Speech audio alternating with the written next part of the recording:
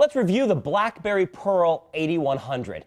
You know, when I'm often asked to review things, there's a couple of ways to do it. One is to review it against the competition on the market. The other is to review it against itself or older models of itself. And the third would be to review it in overall usership, basically if the phone was in a vacuum. I'm constantly disappointed with the BlackBerry line. If you compare it to other smartphones on the market, it's better than some, but far below others. And when you look at something like the iPhone, you ask yourself, well, the technology is definitely out there. Why are some companies choosing not to use it? And another company fighting for its life is the Palm operating system. And it's, you know, you hate to copy somebody, but it is not uncommon in the world to look towards the leader in an industry and try to emulate what they're doing or sort of reverse engineer their success. And that's where I find that the BlackBerry Pearl has failed me. If you look at it, there's not a lot of graphical interface.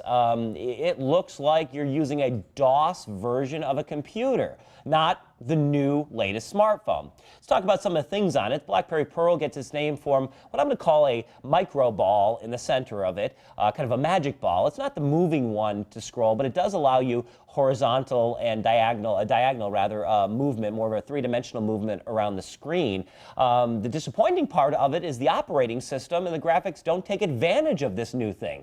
When you're moving through your emails, when you're moving through your different programs, you're going to find most of the time you're just scrolling through lists. Gosh, how 1993.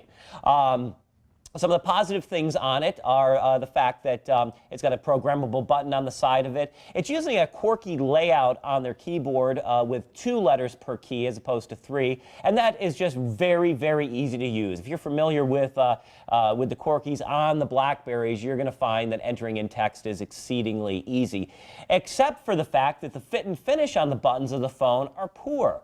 If you run your fingers over them, you're going to know they're going to wiggle like a set of loose teeth. After about 2 weeks, you're not even going to be able to tell when you're actually pushing. There's going to be no feedback on the phone as far as that goes. Some of the other things is it's got a nice battery in it. You can go up to 4 days without recharging it depending on your usage. Micro SD card located behind the battery. First one with a camera built into it, and an LCD, or LED rather, flash are just some of the things to set it apart. It's smaller, it's lighter, it's easier to handle. It's definitely improvement over existing BlackBerries.